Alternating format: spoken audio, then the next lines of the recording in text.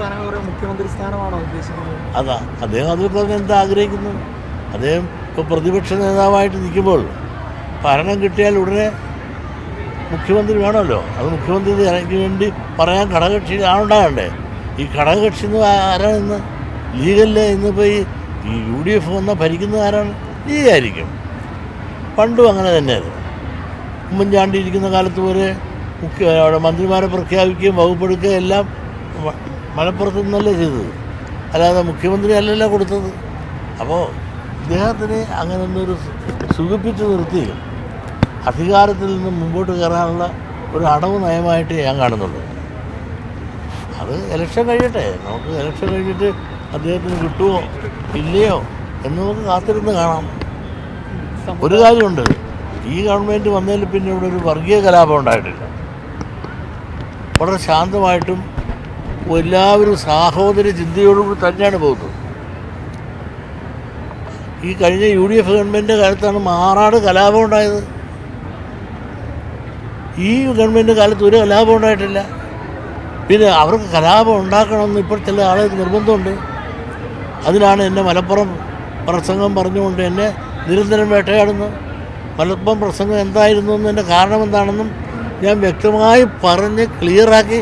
ഒരു സമുദായത്തിന് ഞാൻ എതിരായി പറഞ്ഞിട്ടില്ല, മുസ്ലിം സമുദായത്തിൽ ഒട്ടും പറഞ്ഞിട്ടില്ല. ഞാൻ ആ മുസ്ലിം ലീഗിൻ്റെ പ്രവൃത്തിയെ പറ്റിയാണ് പറഞ്ഞത്. അത് പറഞ്ഞിട്ട് പോലും ഏത്തയിട്ട് പറഞ്ഞിട്ട് പോലും അത് കേൾക്കാതെ ഞാൻ പിന്നീട് അവർ നുണ പറഞ്ഞ് അതായത് പട്ടിയെ പേപ്പട്ടിയാക്കുക, ആടിനെ പട്ടിയാക്കുക, പട്ടിയെ പേപ്പട്ടിയാക്കുക, എന്നിട്ട് തന്നെ തല്ലിക്കൊല്ലുക. ആ ഒരു അടവ് നയമാണ് ഇപ്പോൾ ലീഗ് നേതൃത്വം. ഒരു പണ്ടും ചെയ്തിട്ടുണ്ടല്ലോ. നിങ്ങളൊന്ന് ആലോചിക്കണം. ഞാൻ ആരോടും ഇതുവരെ പറഞ്ഞിട്ടില്ലെങ്കിലും ഇപ്പോൾ ഞാനൊന്ന് ഇവിടെ വെച്ച് പറഞ്ഞു പോവുകയാണ്. ഒരു ക്ഷേത്ര സന്നിധിയും കൂടെയാണ്. NSSുമായിട്ട് ഞങ്ങളെ തമ്മിൽ തെളിച്ചത് ആരാണ്? അന്നെല്ലാം സമരം ചെയ്യിപ്പിച്ചതും നിങ്ങളുടെ ഈ കളി ഇവിടെ ഹൈക്കോടതി വന്ന് ഞാൻ സമരം ചെയ്തില്ലേ?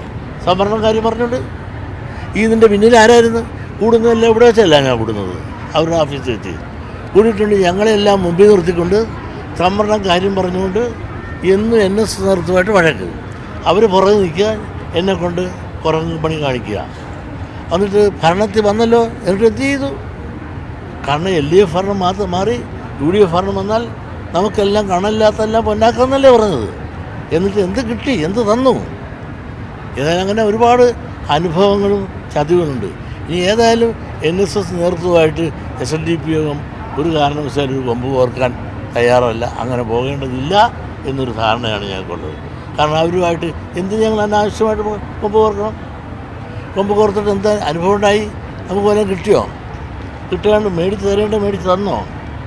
പിന്നെ അനാവശ്യമായി ഈ പ്രത്യേകിച്ച് ആദിവാസി തൊട്ട് നമ്പൂതിരി വരെയെന്നും അതിനുശേഷം ആദിവാസി തൊട്ട് നായാടി തൊട്ട് നസ്രാണി വരെ യോജിച്ച് പോകണമെന്ന് തീരുമാനിക്കുന്ന SNDP യോഗത്തിന് ഇനി NSSുമായിട്ട് സമരസപ്പെടുത്തി പോവുക എന്നുള്ളതല്ലാതെ അവരുമായിട്ട് ഒരു പിണങ്ങിപ്പോവുക എന്നൊരു നയം ഇനി ഞങ്ങളിൽ നിന്നുണ്ടാകാനുള്ള സാധ്യത കുറവാണ്. ഏതായാലും എന്തോ ആകട്ടെ, ഈ 21-ാം തീയതി കേരളത്തിന് വെളിയിലുള്ള എല്ലാ SNDP union president, secretary, vice president, board അംഗങ്ങളുടെ ഒരു വലിയ സമ്മേളനം ആലപ്പി പ്രിൻസിൽ വെച്ച് വിളിച്ചു കൂടിയിട്ടുണ്ട്. അവിടെ വെച്ച് ഇതിനെപ്പറ്റി വിശദമായ ചർച്ചകൾ നടത്തിയൊരു ധാരണയും തീരുമാനത്തിലും ഞങ്ങളെത്തും.